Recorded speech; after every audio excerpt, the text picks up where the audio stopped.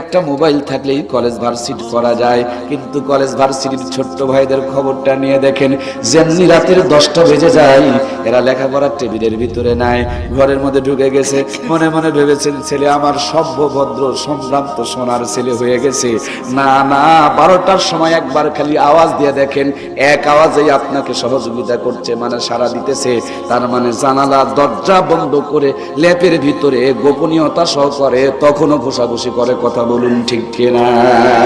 ল্যাপের ভিতরে যে বাহিরে যেটা ঘোষাঘুষি চলে, আমার ছোট্ট গবেষণা এর ভিতরে ভালো কিছু থাকতে পারে।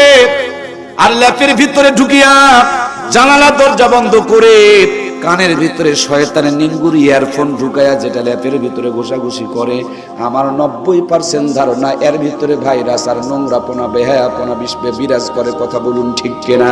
এই বেহায়াপনা করার কারণে 12টা 1টা 1:30টা 2টা পর্যন্ত রাতের টিভাটিভি করে। মুয়াজ্জিন যখন আজান দেয় ল্যাপটা টান দিয়া ভালো করে গায়ে দিয়া ঘুমিয়ে পড়ে। মনে হয় ল্যাপ নিচে গেছিল, তুলে গায়ে দেওয়ার জন্য মুয়াজ্জিন ওকে সতর্ক করে দিল। অথচ মুসলমানের উচিত ছিল ওই মুসলমান আজান শুনে নামাজের মধ্যে যাবে। কথা বলুন ঠিক কিনা? আমার প্রাণপ্রিয় ভাইয়েরা, আল্লাহ তাআলা যে নামাজ দান করলেন তার প্রথম নামাজ হলো ফজরের নামাজ। আর ফজরের ফরজ নামাজ কয় রাকাত? 2 রাকাত। দুনিয়ার মধ্যে যত মানুষ এসেছেন প্রথম মানুষের নাম সাইয়্যিদিনা হযরতে আদম। আমাদের প্রথম পিতা আদি পিতার নাম সাইয়্যিদিনা হযরতে। আমাদের বাড়ি অরিজিনাল বাড়ি হলো জান্নাত। আপনি গালি দেন রোহিঙ্গা, রোহিঙ্গা কে বলে রোহিঙ্গা? দুনিয়ার বুকে যা আছে সবাই তো রোহিঙ্গা, কারণ সবাই জান্নাত অথবা জাহান্নামের বাসিন্দা। কথা বলুন ঠিক কিনা? এই দুনিয়ার মালিক একমাত্র একজন, তিনি হলেন আল্লাহ। 2 নম্বরে মালিক হলো দেশের সরকার। সরকারে যদি দরকার হয় আপনার যতই কাগজ থাকুক আপনার কোনো মাতাব্বরি করার ক্ষমতা। 3 নম্বরের মালিক হলেন আপনি, তারপরে এত বড় মাতাব্বরি কেন? ও বন্ধু, আমাদের আদিও বাড়ি হলো জান্নাত। আমাদের আদি পিতা আব্বাজান হযরত আদমকে আল্লাহ তাআলা বানাইলেন জান্নাতের বাহিরে। আর শুরু থেকেই মায়েদেরকে সম্মান বেশি দিয়ে রেখেছেন আমার আল্লাহ তাআলা। বড় আম্মা হাওয়াকে বানাইলেন আল্লাহ তাআলা জান্নাতের ভিতরে। সুবহানাল্লাহ বলবেন না? আরে মায়েদের মর্যাদা কমাইছে কোন বোকায় বলে? কিচ্ছু জানে না, বোকা। এটা নির্গেট, এটা জাহেল, এটা ধর্মান্ধ, এটা বুদ্ধিজীবী নয়, বুদ্ধি প্রতিবন্ধী। কথা বলেন? এর যদি বুদ্ধি থাকতো, আরে আব্বাজানকে আদমকে আল্লাহ বানাইলেন জান্নাতের বাহিরে, আর বড় আম্মাকে বানাইছেন জান্নাতের ভিতরে বানালেন আমার আম্মাকে মহলের ভিতরে, তার জন্য মহিলা। এখনকার মহলের ভিতরে নাই, রাস্তার ভিতরে খালি টহিলা। কথা বলেন ঠিক কিনা? আমার প্রাণপ্রিয় মমতাময়ী কলিজার টুকরা মা, জান্নাতের ভিতরে আদম আর হাওয়া ভালোই ছিল। হঠাৎ শয়তানের চক্রান্ত শুরু হয়ে গেল। শয়তান আব্বাজান আদমের সামনে গিয়া বলে, আদম রে, এই জান্নাতে যদি চিরকাল থাকতে চাও, ওই যে গন্ধক ফলের গাছ দেখতেছো, পেরে নিয়ে একটু খাও, জিন্দগিতে আর কোনোদিন জান্নাত থেকে বের হয়ে যেতে হবে না।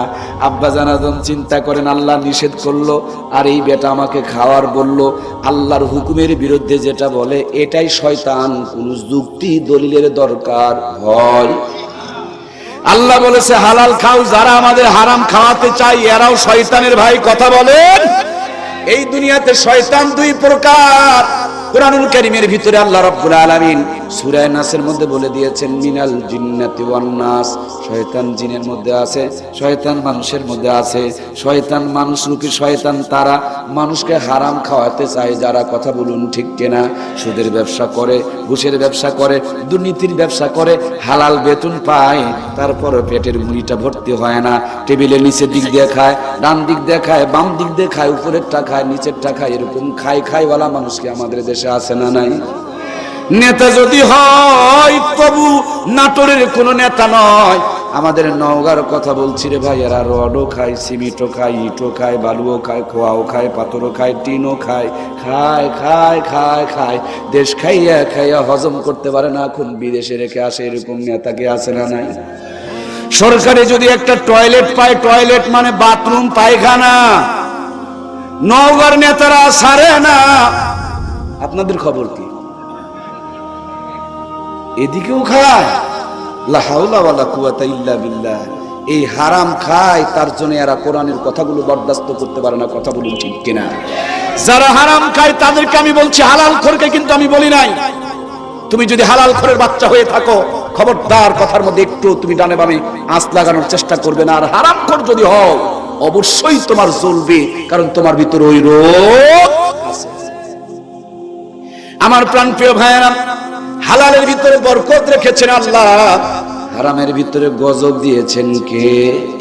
খায় খায় কয়, কিন্তু খাওয়ার কোনো ক্ষমতা তার ভিতরে আসলেই নাই। দুইটা করে রুটি পায়, খাওয়ার আগে পেট ফুলে যায়, সার্জেল ঢুকায় গন্ডগোল বন্ধ করা লাগে। এই ঘটনা আমার দেশে আছে না নাই? বলে আল্লাহর এই বাণী অনুযায়ী মুসলমান হইতে হবে মরার, জোরে বলুন না ভাই, মরার। আমাদের দেশে মুসলমান বানায় কিন্তু মরার পরে। চিটার মরে, বাটপার মরে, জুয়াচোর মরে, গাঁজাখোর মরে, সুদখোর মরে, ঘুষখোর মরে, 2 নম্বর মরে। যেমনি মরে এমনি প্যান্ট খুলে নেয়, শার্ট খুলে নেয়, গাঁজার পুরিয়া বের করে নেয়, কিরণমালা খুলে নেয়, কটকটি খুলে নেয়, পাখি খুলে নেয়, সুন্দর করে ধুইয়া মুইসা চকলেট মুড়ি দিয়া রাবেয়ায় বসরিয়ায় বাঙালিয়া বানিয়া মরার পরে পরিপূর্ণ মুসলমান বানায়া চালান করে বিসমিল্লাহি ওয়া আলা মিল্লাতি রাসূলুল্লাহ। এতদিন পর্যন্ত বিসমিল্লাহি ওয়া আলা মিল্লাতি শয়তান, গাঁজাখোর, সুদখোর, ঘুষখোর, জুয়াচোর, বাটপার যেমনি মরে তেমনি বলে বিসমিল্লাহি ওয়া আলা মিল্লাতি। তাহলে পরিবর্তন আমরাও হই। পরিবর্তনটা হয় কখন ভাই বলেন না, কখন? আল্লাহ বলছেন মরার। এই পার্থক্যটা খালি 2টা পার্থক্য বোঝেন। আমরা ভয় করি কিন্তু ভয় করার মতন করি না। আমরা পরিপূর্ণ মুসলমান হই কিন্তু মরার পরে, আর আল্লাহ হতে বললেন মরার আগে। এই 2টা কাজ, ভয় করার মতন ভয় যদি করতে পারি আর মরার আগে যদি পরিপূর্ণ মুসলমান হইতে পারি, আমি ওয়ারেন্টি গ্যারেন্টি সহকারে বুকের তাজা রক্ত দিয়ে লিখে দিয়ে যেতে পারবো, আজকের এই মাহফিলটা জান্নাতের জন্য গ্যারেন্টি, কোনো সন্দেহ নাই। জোরে বলুন না সুবহানাল্লাহ। আল্লাহ, আল্লাহকে চিনতে হবে, ভয় করার মতন ভয় করতে হবে। আল্লাহর ভয় আজ থেকে 1500 বছর পূর্বে এই দুনিয়ার মানুষ করতো না। দুনিয়াতে এমন কোনো অন্যায়, এমন কোনো পাপ, এমন কোনো নির্যাতন, এমন কোনো খারাপ কাজ, এমন কোনো জঘন্য কাজ ছিল না যে এই দুনিয়ার মানুষগুলো 1500 বছর পূর্বে করতো না। এই দুনিয়ার মানুষগুলোকে ভালো করার জন্য আল্লাহ তাবারক তাআলা তার বন্ধুকে পাঠালেন। পর্যায়ক্রমে আল্লাহর হাবিব আল্লাহকে চেনানোর জন্য চেষ্টার পদক্ষেপ নিতে শুরু করলেন। যখনই এক একজন মানুষ আল্লাহকে চিনে ফেলে দিয়েছে, এরা দুনিয়ার ভিতরেই জান্নাতি মানুষ হইয়া গেছে। ভাইয়েরা আমার, এদের মধ্যে বিশেষ করে উল্লেখযোগ্য ছিল সাইয়্যিদিনা হযরত ওমর রাদিয়াল্লাহু তাআলা আনহু। আল্লাহকে চিনে নাই, এই জন্য নবীজির কাল্লা কাটার জন্য হাতের মধ্যে খোলা তরবারি নিয়ে ছুটে চলে যায়। প্রতিমধ্যে যখন কোরআনের দাওয়াত পেয়ে গেল, ওমর রাদিয়াল্লাহু তাআলা আনহু কোরআনের কাছে গিয়া তেলাওয়াত শুনে তার ভিতরে কিছুটা পরিবর্তন চলে আসলো। আমার ভাইয়েরা, নবীজির সামনে যখন চলে গেল, বিশ্ব নবীর নুরানি চেহারা দেখে হৃদয়ের ভিতরে আল্লাহর ভয় ঢুকে গেল। আল্লাহকে যখন চিনে ফেলে দিল, আগে ছিল কাট্টা কাফের, যেমনি তিনি কালেমা পড়েছেন, তিনি সাইয়্যিদিনা, গোটা মুসলিম জাহানের 2য় খলিফা হয়ে গেছেন। সুবহানাল্লাহ। আমার প্রাণপ্রিয় ভাইয়েরা, যে ওমর নবীর কাল্লা কাটার জন্য ছুটে চলে যায়, সে ওমর যখন আল্লাহকে চিনে ফেলে দিয়েছে, দুনিয়াতে তার সম্মানকে আল্লাহ কত বাড়ায় দিয়েছে। মরার পরে জান্নাত দিবে, মরার আগেই জান্নাতের সার্টিফিকেট যেন তাদের জন্য ইস্যু করে বরাদ্দ করে আল্লাহ তাআলা পাঠিয়ে দিয়েছে। জোরে বলুন সুবহানাল্লাহ। আমরা তাদেরই বংশধর, কিন্তু তিনারা আল্লাহকে ভয় করে পরিবর্তন হয়ে গেছে। আমরা কে আল্লাহকে ভয় করার মতন ভয় করি নাই, তার জন্য আমাদের কোনো পরিবর্তন হয়। রমজান মাসে তওবা, যেমনি রোজার ঈদ বের হয়ে গেল, পরের দিন থেকে নামাজ কাজা করে ফেলে দিয়েছে, তার মানে শুরু করে দিয়েছে আবার মাহফিল শুনতে এসে তওবা। যখনই মাহফিল থেকে উঠে চলে যায়, কানের মধ্যে ইয়ারফোন ঢুকায় গান শুনতে শুনতে মাথা নাড়াইতে নাড়াইতে চলে যায়, মানে শুরু করেছে আবার। আজকের মাহফিলে তওবা, আর কোনোদিন আমার স্ত্রীকে পাতলা কাপড় পরাবো না।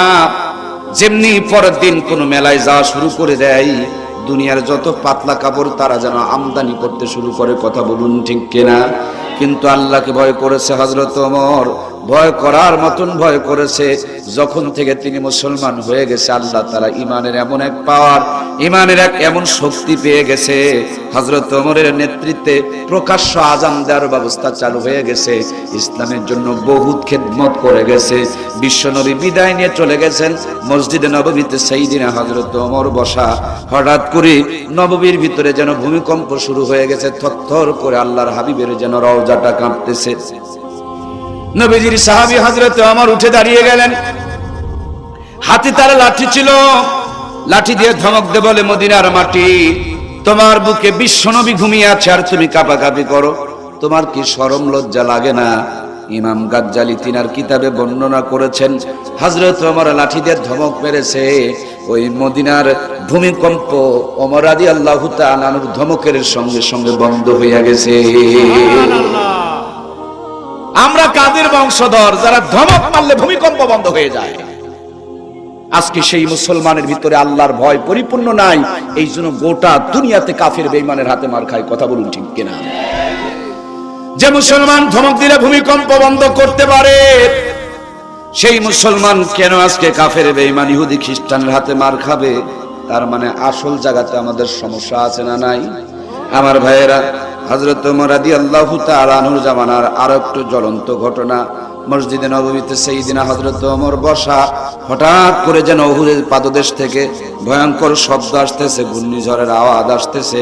আল্লাহর পয়গম্বরের সাহাবী মসজিদে নববী থেকে বের হয়ে আসলেন। জান্নাতুল বাকির পাশে গিয়া উঁচু একটা পাথরের উপরে দাঁড়ায়া উহুদের দিকে তাকায়া দেখেন, উহুদের পাদদেশ থেকে আমার ভাইয়েরা কেন যেন ভয়ঙ্কর ঘূর্ণিঝড় আসতেছে, বিকট শব্দ হইতেছে। আল্লাহর হাবিবের সাহাবী উঁচু একটা পাথরের উপরে দাঁড়ায়া হাতের লাঠির ইশারা করে বলছে, এটা মদিনার শহর, এই শহরের মধ্যে বিশ্বনবী ঘুমায়, খবরদার তুমি এখানে প্রবেশ করতে পারবা না। যেখান থেকে তোমার সৃষ্টি হয়েছে সেখানে গিয়া বিলুপ্ত হয়ে যাও। নবীজির সাহাবী হযরত ওমর যখন লাঠি দিয়ে ইশারা করেছে, যেখানকার ঘূর্ণিঝড় সেখানে গিয়া পুনরায় বন্ধ হয়ে গেছে। সেই মুসলমানের আজকে ইমানের অবস্থা দুর্বল হয়ে গেছে, আল্লাহর ভয় হৃদয় থেকে কমে গেছে। এই জন্য নিজের ছেলেও কথা শুনতে চায় না, মেয়েও কথা শুনতে চায় না। বিবাহ করার পর বউটা কথা শুনে না, বরঞ্চ বউয়ের কথা মাত্র আমাদেরকে চলতে হয়। কথা বলুন ঠিক কিনা? আমরা আমাদের মালিকের কথা শুনি না, আমরা আমাদের মালিককে ভয় করি না। এই জন্য দুনিয়ার আমাদের অধীনস্থ লোকগুলো আমাদেরকেও তারা এখন আর ভয় করে। মালিককে যতদিন পর্যন্ত ভয় করে চলেছে, এরা ধমক দিলে জমিন তাদের ভয়ে কেঁপেছে, ধমক দিলে ভূমিকম্প বন্ধ হয়ে গেছে। আমার ভাইয়েরা, ইশারা করলে ঘূর্ণিঝড় পর্যন্ত বিলুপ্ত হয়ে গেছে। হযরত ওমর রাদিয়াল্লাহু তাআলা আনহুর জামানা মিশর যখন মুসলমানদের কবজায় চলে আসলো, ওই মিশরের মধ্যে একটা বাজে অভ্যাস ছিল, খারাপ প্রথা ছিল। গোটা মিশরের মধ্যে সবচেয়ে যে মেয়েটা সুন্দরী, আর সুন্দর করে সাজুগুজু করায়া, সুন্দর করে তাকে নাচ গান আনন্দ উৎসবের সঙ্গে দিয়া, যেই জায়গাতে নদীর পানিগুলো চক্কর খাইতো, পলট খাইতো, ওই জায়গার মধ্যে মেয়েটাকে ফেলে দিয়া বলতো, আমরা বধূ বিসর্জন দিলাম, ভগবান আমাদেরকে পানি দেয়, আমরা ভগবানকে ভোগ দিলাম। খবরটা যখন ওমর বরাবর চলে গেল, আল্লাহর হাবিবের সাহাবী হযরত ওমর মিশরের বধূ বিসর্জনের প্রথা বন্ধ করে দিলেন। একটু পানির ভিতরে ঘাটতি দেখা গেল, কমতে শুরু করে দিল।